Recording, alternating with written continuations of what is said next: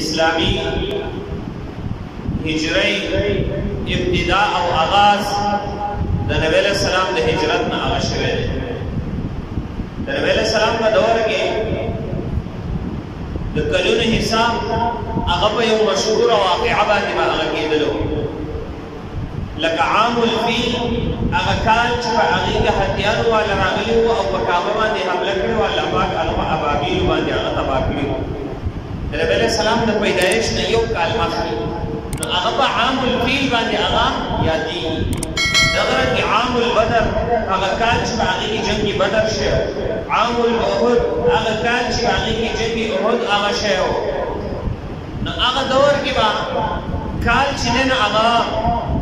په یو مشهوره واقعه باندې هغه یادېدو چې دا پلانکی کال دی. د نبی علیہ السلام د وفات نه پس د عمر رضی الله تعالی عنہ دور چې کله راغی بیا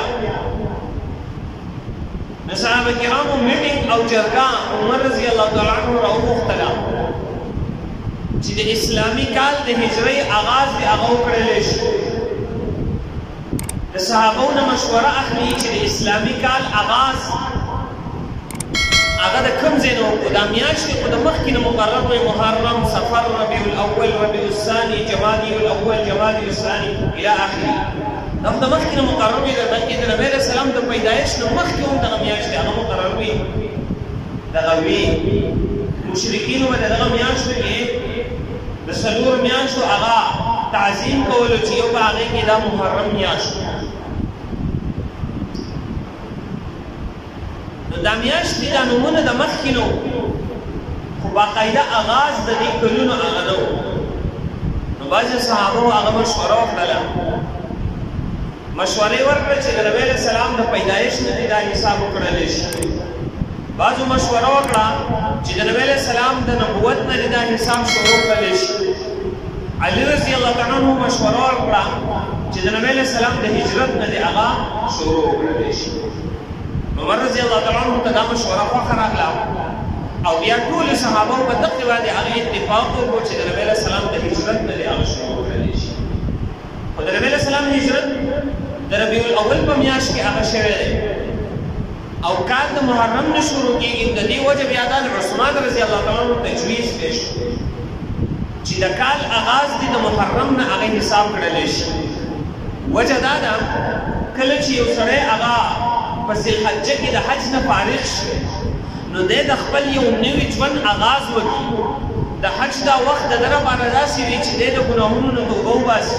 د ده ګناهونه هغه معاف شي، دی د نوي ژوند آغاز د محرم نه کوي. نو عثمان رضی الله عنه مشوره دا ورکړه چې د کال آغاز د محرم د میاشتې نه هغه شروع کړلی شي. ټول صحابو په دې باندې اتفاق وکړو چې دا خبره هغه صحیح ده او د اسلامي کال آغاز د محرم د دغې میاشتې نه هغه شروع شو. او دا نن 1444 هجري ده. د نبی علیہ السلام د هجرت 1444 کلونه چې دی نه هغه وشو، 43 هغه شروع شو. د دې نه چې دی نه هغه حساب هغه شروع شو د محرم د میاشتې. نو د محرم دا میاشت ډېره لویه عظمتونو والا میاشت ده. محرم ویلی شي عزت ته، احترام ته. محرم الحرام بیا ورسره حرام یو ځای شو چې هغه ته حراموالی ممانعت ته ویلی شي. محرم الحرام هغه میاشت چې هغه د احترام میاشت ده، په هغې کې ګناه هغه حرام دی، په هغې کې هغه جنګ و جدال هغه حرام دی. دا د حرمت او د احترام میاشت. په دغه میاشت کې بعضې کارونه هغه نبی علیہ السلام چې کله مدینې ته هجرت وکړو نو خلکو به د محرم روژې نیوله، بلکې قریشو د مکې کافرانو به هم د 10 محرم روژه هغه نیوله، بلکې یهودو هغوی به هم د 10 محرم هغه روژه نیوله او نبی علیہ السلام به هم د 10 محرم د روژې هغه ډېر اهتمام کوه. بلکې کله چې رمضان روژې نه وې فرض شوې تر هغه وخته پورې به دین اسلام کې د 10 محرم روژې نیول فرض و. بیا چې کله د رمضان روزې پر شوې د محرم د روزې فرضیت هغه ختم شو لیکن ثواب برقرار دی په دې سره الله پاک د یو کال ګناهونه هغه معاف کوي نبی رسول الله د 10 محرم روزې نیولې بیا په مدینه کې چې کله نبی رسول الله ته پته ولګېده چې دغه روزه د 10 محرم دا خو یهود او دې هم نشي نبی رسول الله د هغوی سره د یو شانوالي نه د بچ کېدو لپاره ارشاد فرمایي په آینده کال الله پاک ما ته ژوند راکوم زه به د دې سره هغه بله روژه هغې ورځې کوم د 9 محرم په آینده کال نبی رسول الله وفات شوی خو نبی رسول الله ارشاد فرمایي د دې وجې علما فرمایي چې د 10 محرم روژې یو سړی نشي پکار چې د سره د 9 یا د 11 محرم هغه روژې وځي چې لپاره چې د یهودو سره مشابهت یو شانوالی راشي نو اولنۍ خبره خو دا ده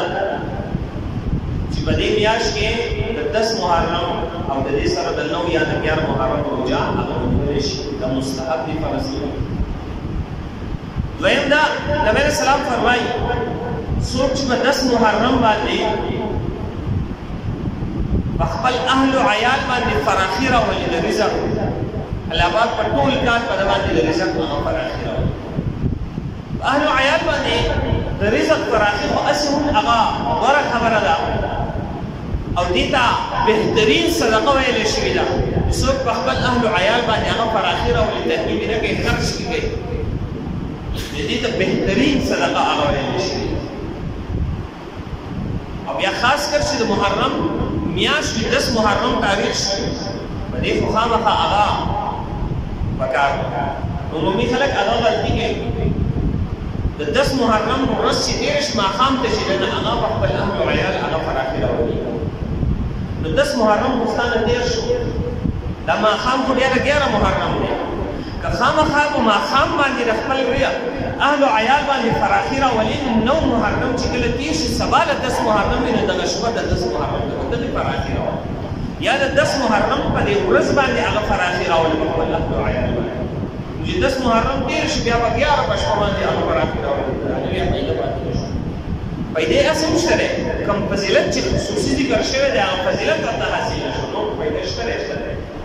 هغه فضیلت ورته حاصل نشو الله پاک په ټول کال کې الله پاک فراخي راولي